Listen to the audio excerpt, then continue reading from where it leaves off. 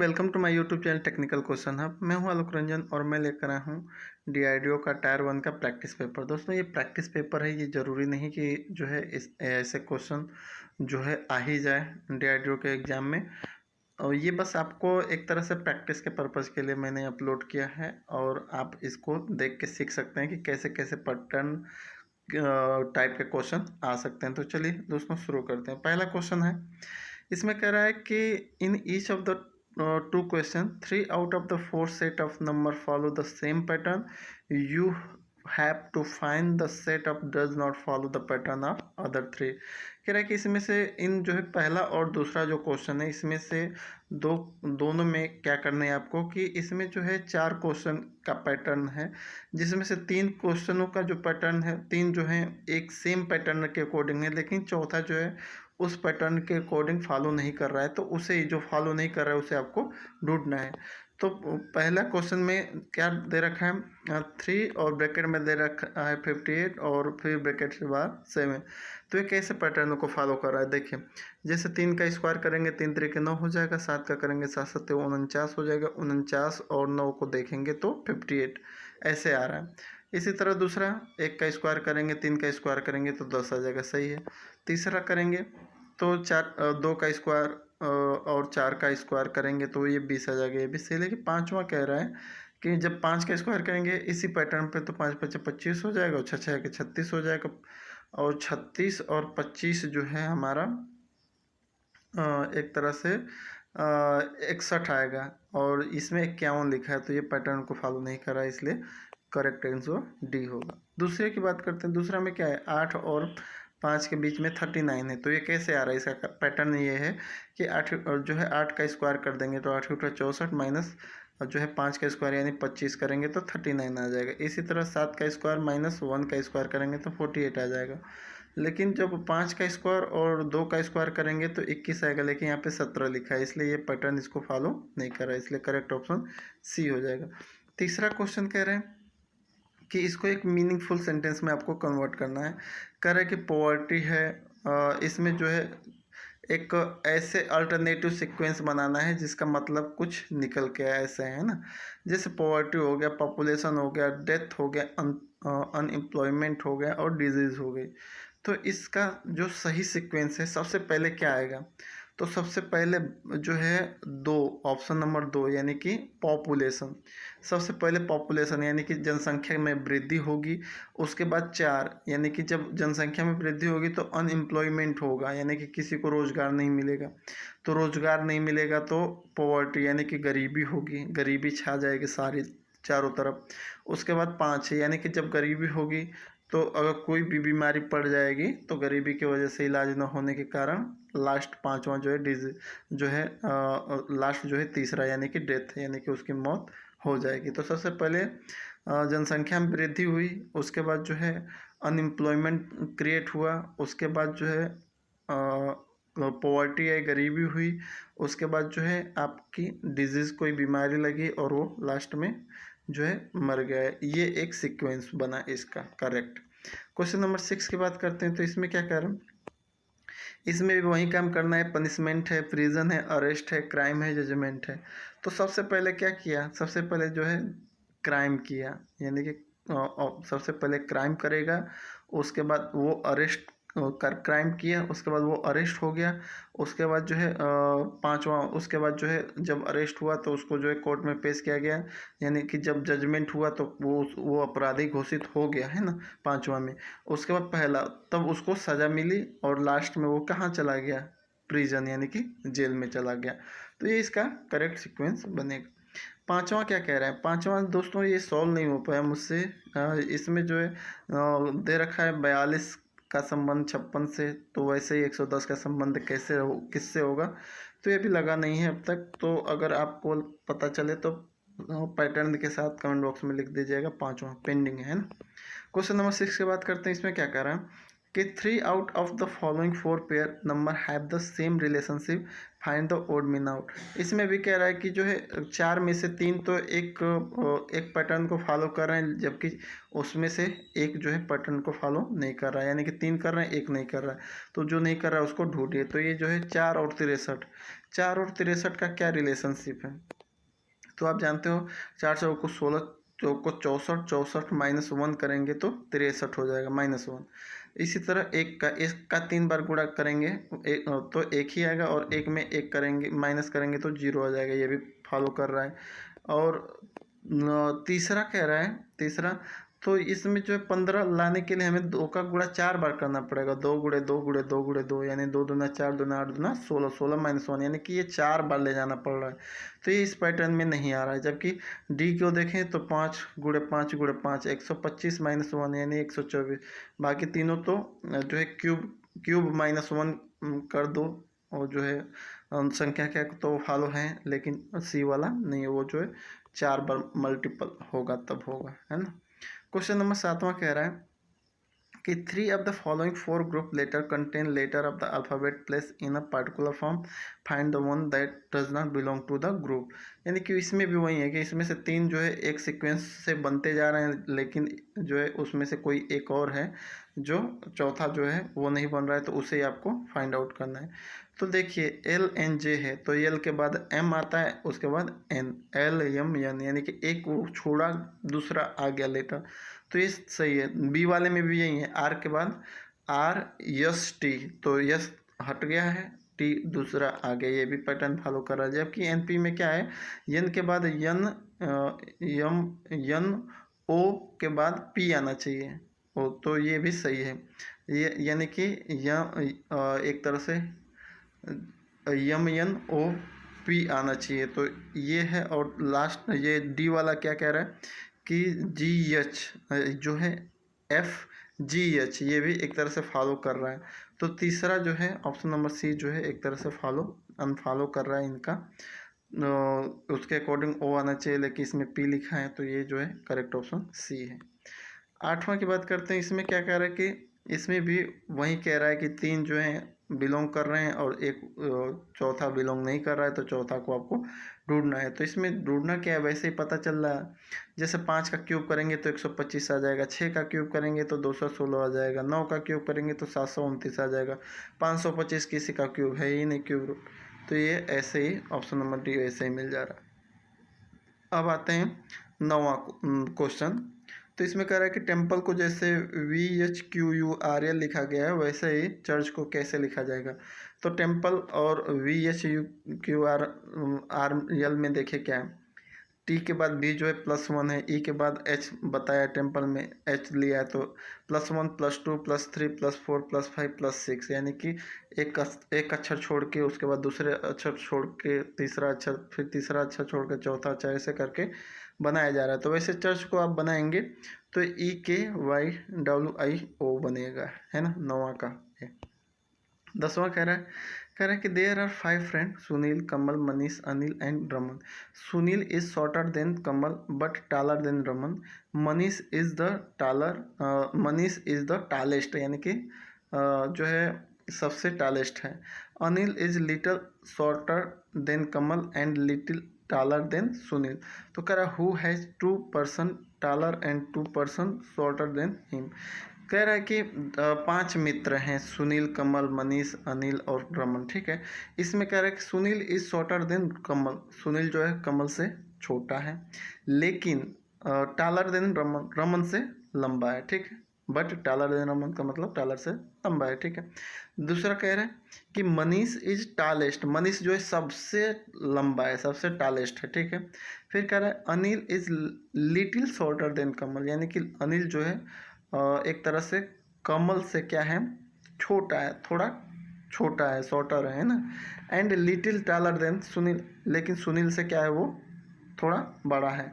तो कह रहा है who has 2 person taller and 2 person shorter than him. तो कह रहा है उनमें से उस व्यक्ति को बताइए जो है बीच में हो। बीच का मतलब कि जो है उसके वो जो है उससे जो है 2 लोग छोटे हों और उससे 2 लोग बड़े हों। 5 में से आपको तीसरे को ढूंढना है, कॉमन वाले को, जिसके नीचे 2 छोटे मिल जाएं और जिसके ऊपर 2 बड़े मिल जाएं।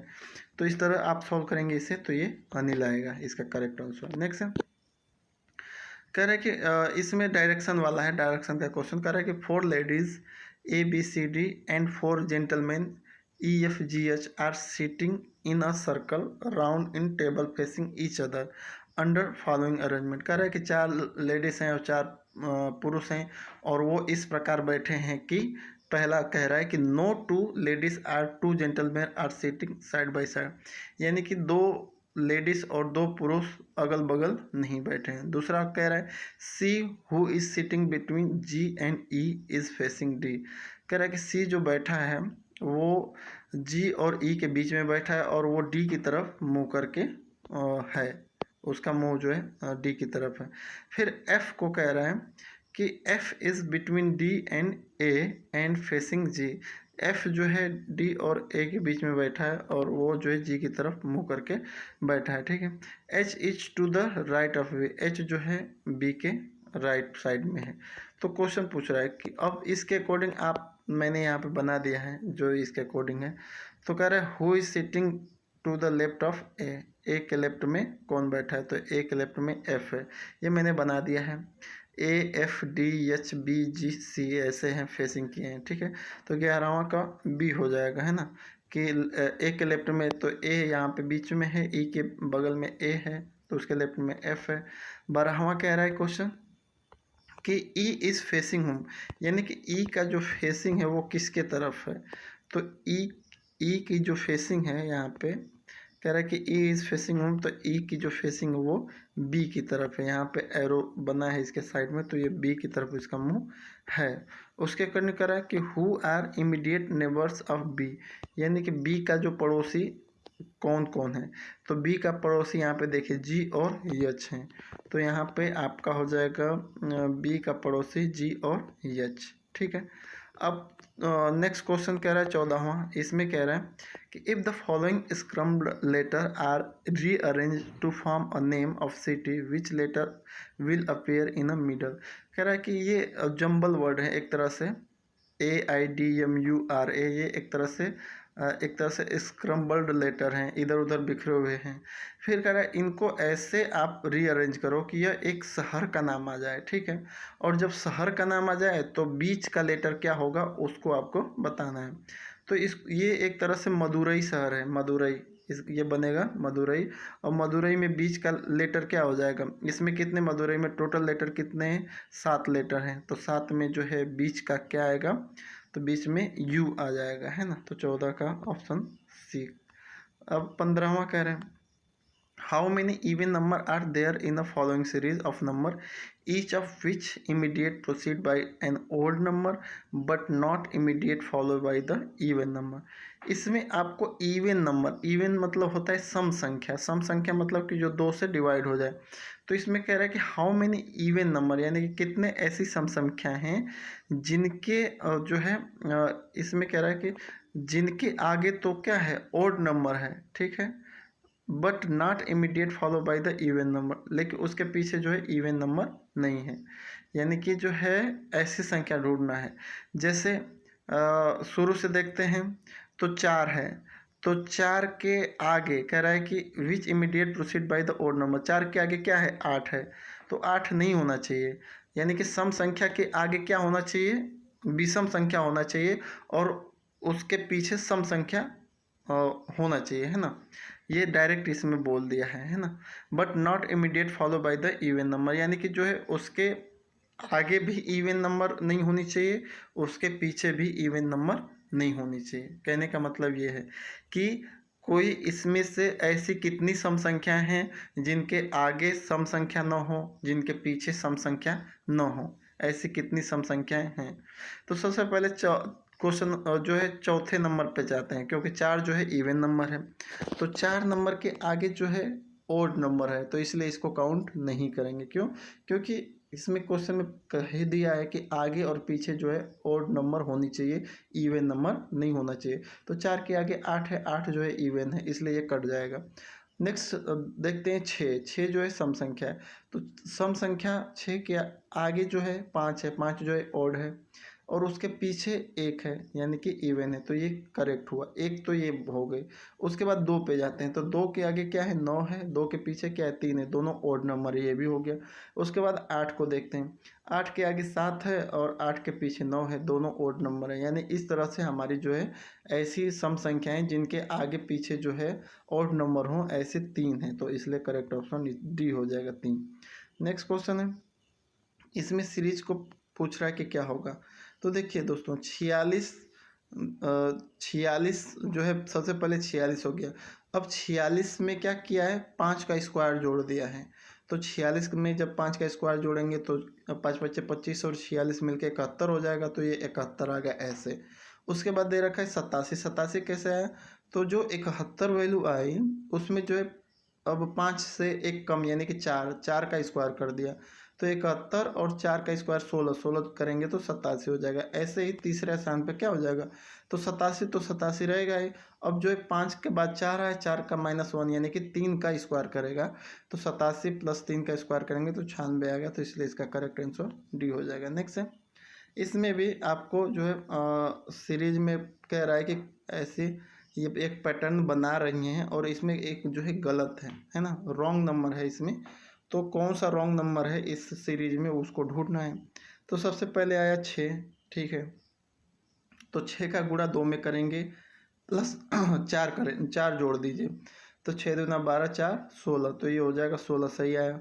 उसके बाद क्या आ रहा है, 40 है, तो 40 कैसे आया, तो जो 16 आया तो 16 में हम क्या करेंगे, 16 गुणे 2 कर देंगे, यानी कि मल्टीपल जो भी वैल्यू आई उसके मल्टीपल 2 कीजिए और 4 का फैक्टर जोड़ते जाइए। 4 दूना 8, 4 तेरह 12, 4 चौक 16, 4 5 20, 4 7 24, ये जोड़ते जाएंगे और जितनी भी वैल्यू आएगी आउटपुट उसका गुणा 2 कर देंगे। तो 16 दूना जो है 32, 32 8 40 हो जाएगा, ठीक है। इस तरह से हमारा जो है, अगर हम देखेंगे, सॉरी फ़ोन आ गया हमारा, तो इस तरह अगर हम देखेंगे आगे, तो ये आपका 40 जब आया तो 40 का गुणा 2 करेंगे तो 80 आएगा, और 80 में जब 12 ऐड करेंगे तो एक तरह से ये 92 आएगा। तो जबकि इसमें 92 की जगह पे क्या लिखा है, 96 लिखा है, जो गलत है। समझ में आया दोस्तों, यही सीक्वेंस बनेगा, जो आउटपुट होगा उसमें जो है 4 का मल्टीपल जुड़ता चला जाएगा, 4 8 12 16 20 24, है ना। तो इस तरह से ये जो गलत है वो क्या है, एक तरह से हमारा 92 आना चाहिए, लेकिन यहाँ पे 96 है। नेक्स्ट क्वेश्चन, ये थोड़ा सा इसका क्लियर नहीं आ पाया है, फिर भी दिख रहा है। इसमें 3 5 और 4 और 2 है, और बीच में कितना लाया है, 28 लाया है। तो 28 कैसे लाया, देखिए दोस्तों, इसमें क्या किया है, मैं यहाँ पे पेन से लिख दिया हूँ। 4 दूना 8, 4 का गुणा 2 में कर दिया इधर से, तो 4 दूना 8 आ गया, और 5 में से 3 घटा दिया है तो वो 2 आ गया है, तो 2 और 8 मिलके 28 हो गए, है ना। 2 इधर से, तो इसी तरह इसमें कह रहा है कि यहाँ पे जो क्वेश्चन मार्क है यहाँ पे कौन सी वैल्यू आएगी, तो यहाँ पे क्वेश्चन में कैसे आ जाएगी, तो 4 का गुणा 3 में करेंगे तो 4 3 12 आ जाएगा, फिर 8 - 8 करेंगे तो 0 आ जाएगा, तो 0 की कोई मतलब है नहीं, तो यहाँ पे इसका सही आंसर 3 आ जाएगा, है ना। इसमें कह रहा है कि कितने ट्रेंगल हैं, तो इसका जो है आप अगर काउंट करोगे तो इसमें 18 जो है ट्रेंगल निकल के आएंगे। नेक्स्ट क्वेश्चन कह रहा है कि एक cube of side 4 centimetre is painted red on all its surface and then divide into, इसमें डिवाइड कर रहा है कि then divide into various smaller, एक सेकेंड में यहाँ पे इसको डाल दे रहा हूँ फ्लाइट मोड पे कि कोई डिस्टर्ब ना करे, बार बार फ़ोन आ रहा है इस पर, सॉरी इसके लिए। तो यहाँ पे हमने क्या किया कि क्वेश्चन कह रहा है कि एक cube of side 4 centimetre is painted red on all its surface. एक क्यूब है जो 4 सेंटीमीटर का है, तो उसकी सभी सरफेस को क्या कर दिया गया है, रेड कलर से पेंटेड कर दिया गया है ना।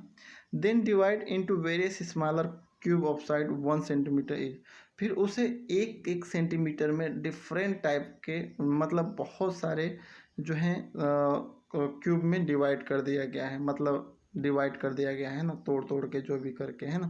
फिर कह रहा है the smaller cube so obtain are now separated, और उसमें से जितने भी स्मॉलर क्यूब हैं ऑब्टेन हुए उनको सेपरेट कर दिए, ठीक है। तो कह रहा है कि how many smaller cube have no face colour, यानी कि कितने ऐसे क्यूब हैं छोटे वाले जिनका कलर नहीं किया गया। तो दोस्तों 8 ऐसे होंगे। इसको बहुत ही अच्छा क्वेश्चन है, इसको बहुत अच्छे से देख लीजिएगा, ऐसे क्वेश्चन मिल सकते हैं ना। थोड़ा टफ है ये, सॉल्व करेंगे तो सी आएगा इसका। नेक्स्ट है, how many smaller cube will have at least 2 surface painted with red colour. तो इसको सॉल्व करेंगे तो इसमें ऑप्शन नंबर डी यानी कि 24 आएगा। इसको एक तरह से ध्यान से देख लीजिए क्वेश्चन को और इसको जो है सॉल्व करने की कोशिश कीजिएगा। ये ऐसे क्वेश्चन एक न एक आ ही जाएगा। अब आते हैं जो है नेक्स्ट हमारा 21 हो गया, 22वें पे। 22वें में तो एक तरह से बहुत ही ईजी है। इसमें कह रहा है थोड़ा सा ये थोड़ा सा फोटो क्लियर नहीं है, तो इसमें जो है एकदम वैसे है, सिंपल कुछ भी नहीं है। इसमें कह रहा है कि इसमें कौन सा जो है गलत है उसको आप छांटिए। तो जो ये सीक्वेंस बनता जा रहा है उसके अकॉर्डिंग सी वाला नहीं बनेगा, तो इसलिए इस पर टिक लग जाएगा। 23वां में वैसे ही है कि इसमें से कौन सा ओड है उसको छांटिए। तो बाकी सब में ट्रायंगल बन रहा है, इसमें सर्कल टाइप का है, तो इसलिए ये भी हो जाएगा। नेक्स्ट है, कर a disc has been thrown 4 time and produce the following result. कह रहा है कि एक डिस्क को 4 बार फेंका गया और निम्न जो है रिजल्ट मिला। और 4 बार फेंकने पे ये जो दिख रहा है आपको साइन जो है डिस्क बना के दे दिया है कि ये 4 बार फेंकने पे ये रिजल्ट आया है ना। 6 3 1 में है, दूसरे में 5 2 4 में है, फिर 3 5 1 में है, फिर 2 3 6 में है। ये इसका रिजल्ट फेंकने पे आया। तो कह रहा है कि which number will appear opposite to the number of 3। तो 3 के अपोजिट कौन सा नंबर आएगा, तो इसको सॉल्व करेंगे तो 3 आएगा। सॉरी, ऑप्शन नंबर ए यानी कि 4 आएगा। नेक्स्ट है, इसमें कह रहा है कि the figure first and second given below show 2 different position of the disc, which number will appear on the opposite face of number. इसमें कह रहा है कि 5 के अपोजिट कौन सी नंबर आएगी वो आपको बताना है। इसको सिंपल सिंपल बोल दिया है।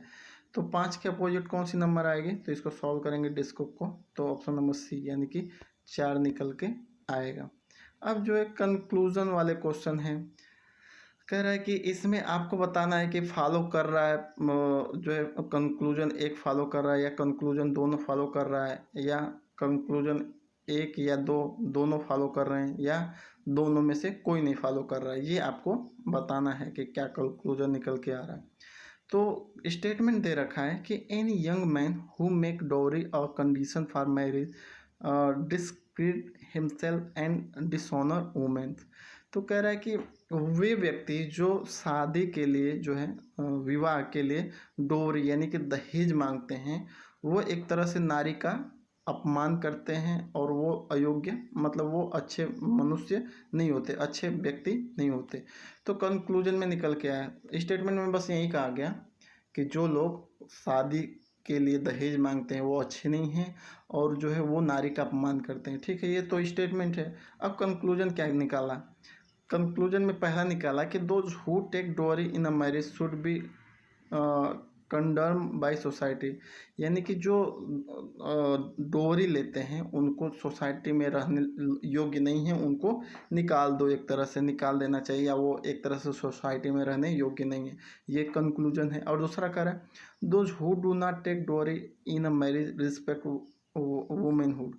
यानी कि जो दहेज नहीं लेते वो नारी का सम्मान करते हैं। तो इसमें दोनों सही है भाई, कि जो दहेज ले वो सोसाइटी में रहने लायक नहीं है, ये भी सही कह रहा है और ये भी फॉलो है। जो है इसका कंक्लूजन पहला भी फॉलो है, और दूसरा कि जो दहेज नहीं ले रहा है वो भाई रिस्पेक्टेबल है, नारी का जो है सम्मान कर रहा है, ये भी। तो इसमें both A and B are जो है फॉलो। नेक्स्ट है, कह रहा है the chief minister emphasizes the point that the government will try the best for the development of farmer and rural poor।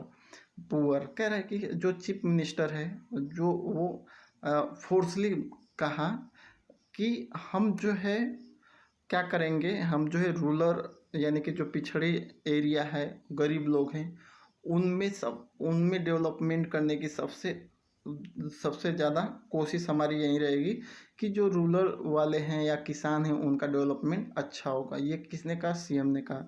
फिर कंक्लूजन क्या निकला, कह रहा है कि the foreign government had not try seriously for development of this people. कह रहा है कि जो यानी कि जो पिछली सरकार थी, क्या वो इनके डेवलपमेंट के लिए कोई ठोस कदम नहीं उठाई, या कह रहे the government will not try seriously for the development of urban people, यानी कि कह रहा है कि जो है गवर्नमेंट जो है इनके लिए जो है अर्बन पुअर के लिए जो है कोई सीरियस जो कदम नहीं उठा रही है।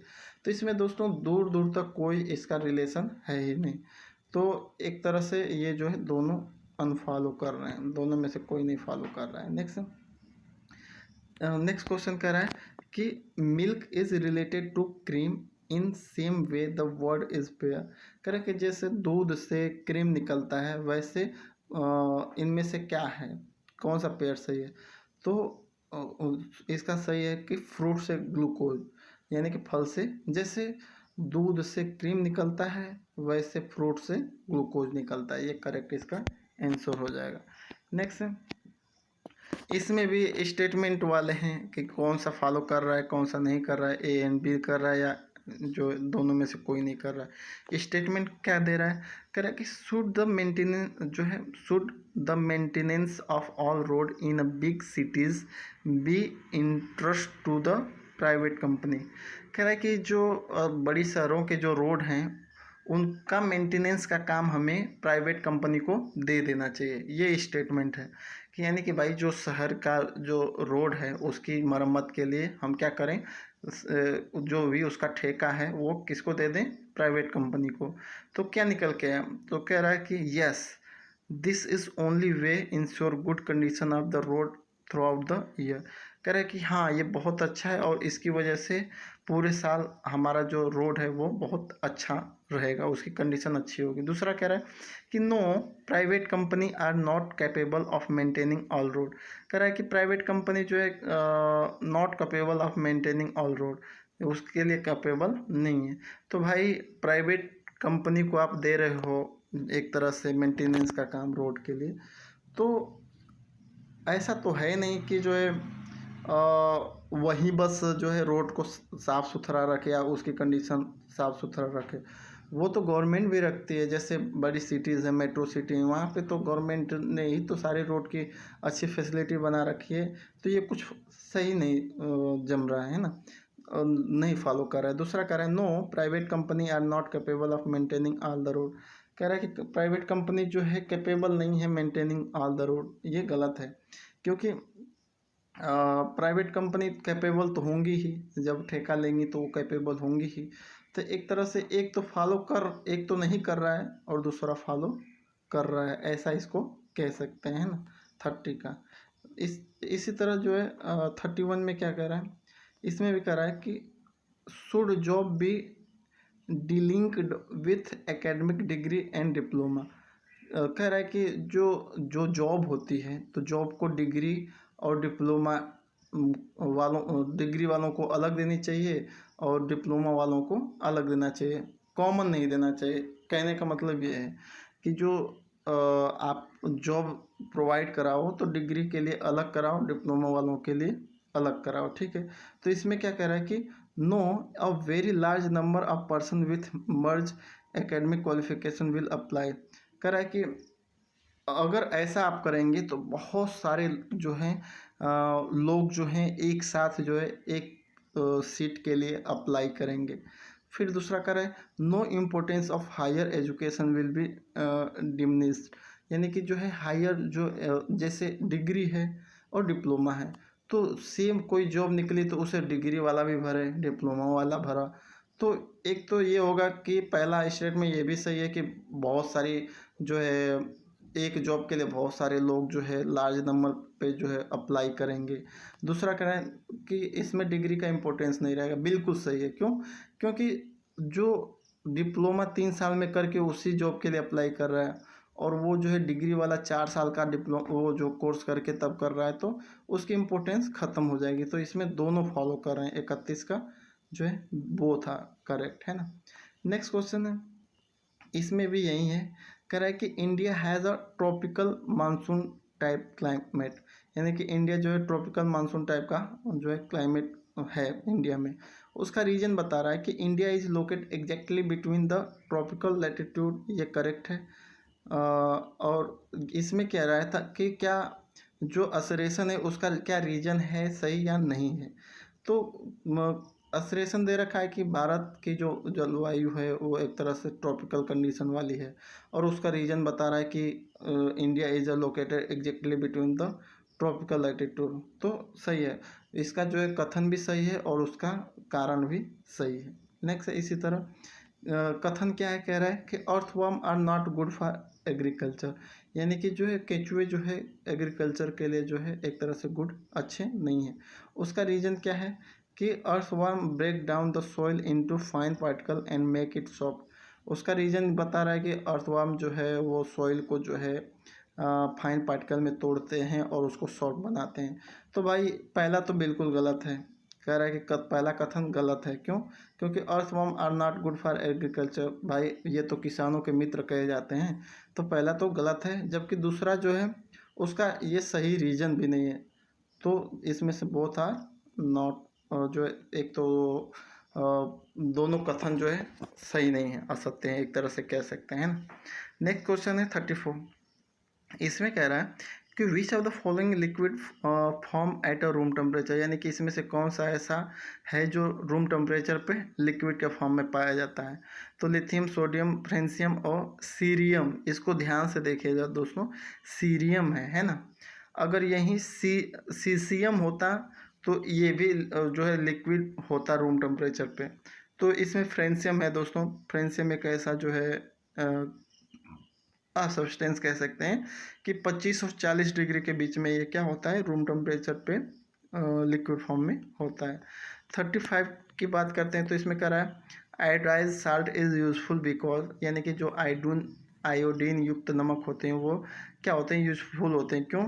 क्योंकि इम्प्रूव डाइजेशन, ये डाइजेशन को इम्प्रूव करते हैं। दूसरा, इंक्रीज रेजिस्टेंस टू डिजीज, ये जो डिजीज़ के लिए जो है एक तरह से रेजिस्टेंस का काम करते हैं। तीसरा कह रहा है कंट्रोल द थायराइड ग्लैंड, ये थायराइड ग्लैंड को भी कंट्रोल करते हैं। तो ये ऑल ऑफ द एबव इसका करेक्ट आंसर है। नेक्स्ट है diffusion of light in atmosphere take place due to, यानी कि जो लाइट का डिफ्यूजन होता है एटमॉस्फेयर में वो किसकी वजह से होता है। तो दोस्तों वो डस्ट पार्टिकल की वजह से होता है। 37 की बात करें तो इसमें क्या कह रहा है कि ब्रास जो है एक तरह से brass get discoloured in air due to presence of, यानी कि जो पीतल है वो उसका कलर वो डिसकलर्ड हो जा रही है किसकी वजह से, तो हाइड्रोजन सल्फाइड की वजह से। नेक्स्ट है the normal temperature of the human body, human body का नॉर्मल टेम्परेचर कितना होता है, तो 37 डिग्री होता है। नेक्स्ट है thalassemia is a hereditary disease which affect, तो ये एक तरह से ये खून को, ब्लड को अफेक्ट करने वाली एक तरह से डिजीज़ है। नेक्स्ट है 40 कह रहा है yellow fever is spread by, यानी कि पीला बुखार जो है किसकी वजह से फैलता है, तो हाउस फ्लाई, यानी कि जो मक्खी की वजह से। नेक्स्ट है the pH value of blood, तो ये 7.4 है।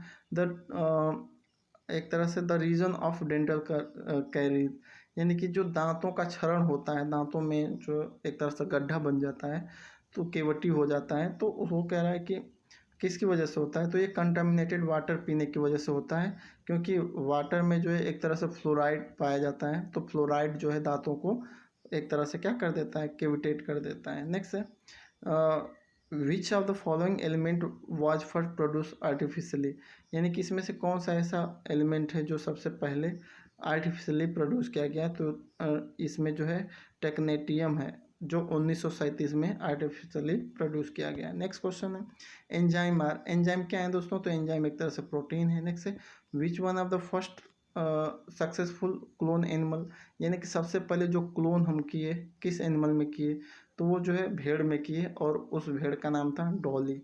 नेक्स्ट है light year is the unit of, तो लाइट ईयर जो है डिस्टेंस की यूनिट है।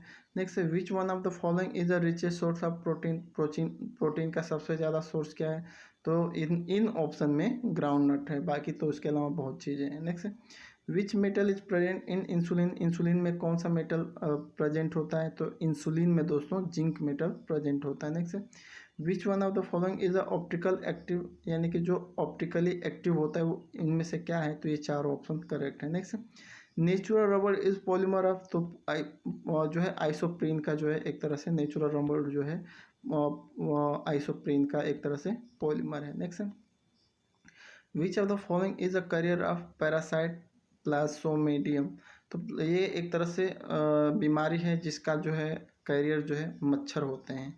नेक्स्ट है which of the following digest by the help of saliva. तो सैलिवा की हेल्प से क्या डाइजेस्ट होता है, तो स्टार्च डाइजेस्ट होता है। नेक्स्ट है which is not Lewis acid. तो लुइस एसिड जो है ऑप्शन नंबर बी। यार इसको चेक करना पड़ेगा हमें कि करेक्ट है कि नहीं, क्योंकि ये तो होना चाहिए यार। हम दोस्तों एक चीज़ बस कर दीजिएगा कि इसमें जो है लुइस एसिड का जो है एग्जाम्पल मुझे लग रहा है ये है ना, बोरान ट्राइफ्लोराइड ये है, और मैंने गलती इसमें कर दी है। तो 53 को रीचेक कर लीजिएगा, जो इसका करेक्ट ऑप्शन होगा वो बताइएगा, है ना। 53 मेरे अकॉर्डिंग गलत लग रहा है। और लुइस एसिड क्या होते हैं, लुइस एसिड को डिफाइन करना है तो लुइस एसिड इस टाइप के एसिड हैं जो इलेक्ट्रॉन को क्या करते हैं, एक्सेप्ट करते हैं। और लुइस बेस क्या होते हैं, जो इलेक्ट्रॉन को डोनेट करते हैं ना, यही लुइस एसिड लुइस बेस है ना। उसको एक बार रीचेक कर लीजिएगा, 53 का है। Next, which enzyme can catalyst the conversion of glucose to ethanol. यानी कि ग्लूकोज को एथेनॉल में कन्वर्ट करने के लिए कौन सा कैटालिस्ट यूज होता है, तो जाइमेज कैटालिस्ट यूज होता है। Next, which of the following is a common refrigerant use in domestic refrigerator. तो डोमेस्टिक रेफ्रिजरेटर में कौन सा रेफ्रिजरेंट यूज होता है, तो फ्रीऑन गैस यूज होती है। Next, the separation of cream from milk by churning is due to. यानी कि जो दूध से क्रीम निकालते हैं वो किसकी वजह से होता है, तो सेंट्रीफ्यूगल फोर्स की वजह से होता है। Next, which of electromagnetic radiation is use for remote control of television. Television के रिमोट में कौन सी जो है रे पाई जाती है, तो उसमें दोस्तों इंफ्रारेड पाई जाती है। Next, the reason of climate change is mainly due to. यानी कि क्लाइमेट चेंज का मेन रीजन जो है क्या है, तो उसमें ग्रीन हाउस गैसेस भी हो सकती हैं, डिप्लेशन ऑफ ओजोन लेयर भी हो सकता है, पॉल्यूशन भी हो सकता है, इसलिए ऑल ऑफ दिस इसका करेक्ट आंसर है। Next, which are the following responsible for global warming. Global warming के लिए क्या रिस्पॉन्सिबल है, तो उसमें सभी हैं, मेथेन गैस है, कार्बन डाइऑक्साइड है, वाटर वेपर है, यानी कि ऑल ऑफ दिस एवं। Next, which of the following is a responsible for acid rain. Acid rain के लिए क्या रिस्पॉन्सिबल है, तो nitrous oxide and sulphur dioxide ये हैं दोस्तों, इनमें से, है ना। इसको ध्यान से देखिएगा, ये क्वेश्चन आ सकता है। नेक्स्ट,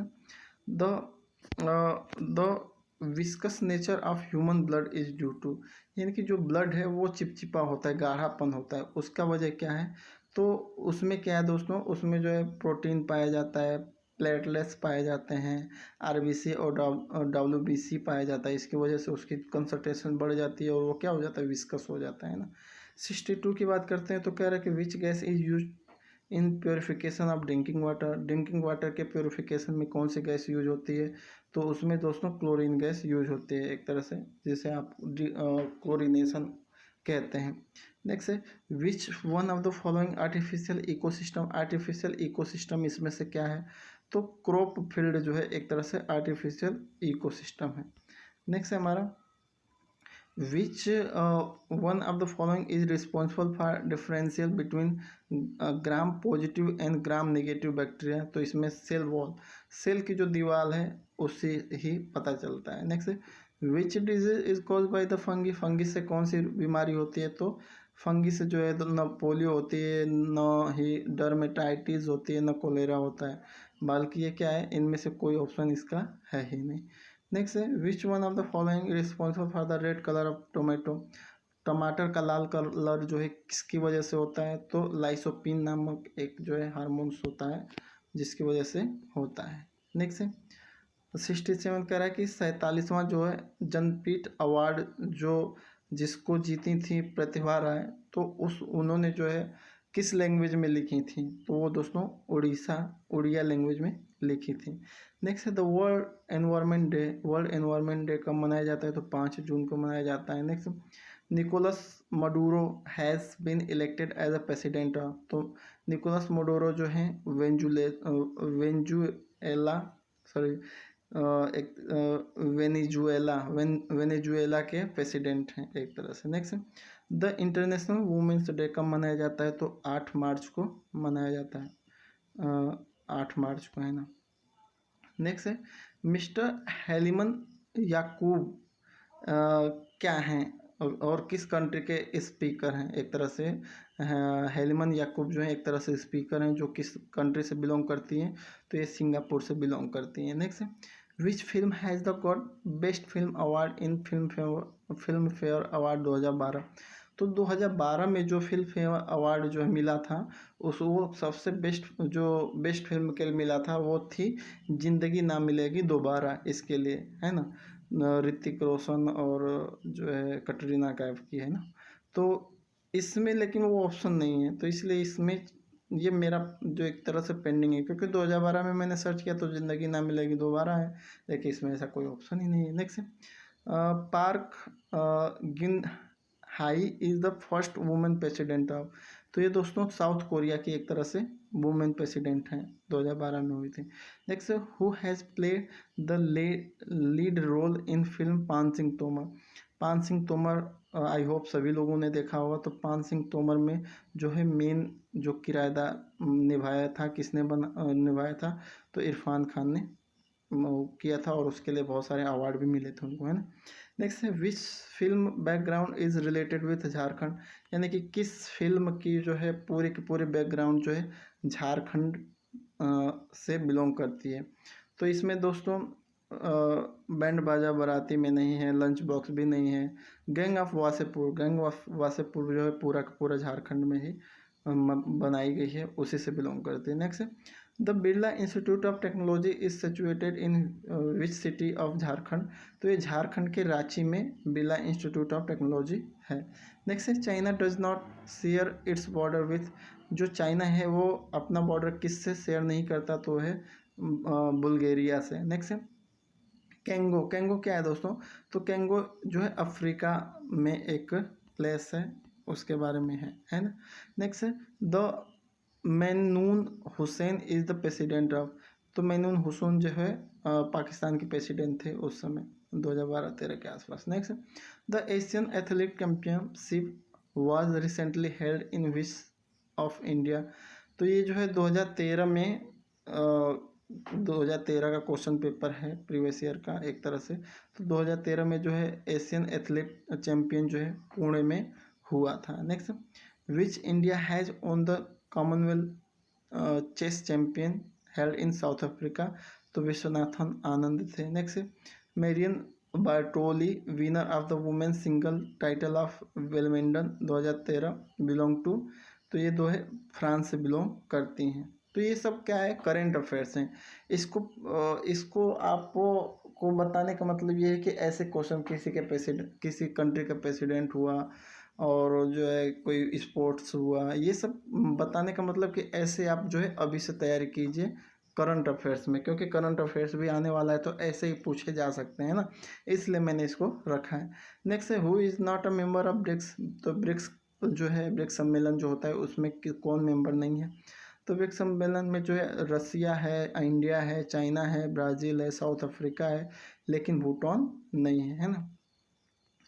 नेक्स्ट है, the 17 NAM Sumit was held in. तो ये तेहरान में हुआ था। नेक्स्ट है, द राजीव गांधी खेल रत्न अवार्ड। तो राजीव गांधी खेल रत्न अवार्ड जो है विजय कुमार को मिला था 2012 में। तो विजय कुमार किस चीज़ से बिलोंग करते थे, किस गेम से। तो विजय कुमार जो है एक तरह से आप जानते हो, तो ये शूटर हैं, एक तरह से शूटिंग से बिलोंग करते हैं। नेक्स्ट है, who has won the title of Femina miss India 2013। Miss India 2013 में के जो है कौन है, तो वो नवनीत कौर ढिल्लोन है। नेक्स्ट है, the prestigious BAFTA award for the best actor in leading role in won by. तो ये जो है 2013 का है। तो 2013 में जो एक तरह से ब्रिटिश जो है फिल्म फेयर अवार्ड वगैरह कुछ है, तो उसमें कह रहा है कि उस समय कौन जीता था, तो उसने डैनियल डे लिविस ने जीता था। कहने का मतलब यह है कि इस समय करंटली कौन कौन है वो आपको इसी पे बनाना है ना। जैसे इस समय राजीव गांधी खेल रत्न किस किस को मिला, इस समय जो आईफा अवार्ड जो हुआ, या कोई भी ये अवार्ड है बेफ्टा अवार्ड किसको मिला, या जो इस समय की जो मिस इंडिया कौन है, या जो है एक इस तरह से कौन सा ब्रिक्स सम्मेलन हुआ, इस समय जो है एक तरह से पाकिस्तान के PM या किसी भी देश के PM के बारे में कौन कौन है, जापान के कौन कौन से हैं। तो ये सब आपको करंट अफेयर्स में रटना पड़ेगा अभी से, अगर अच्छे स्कोरिंग मार्क्स लाना है तो।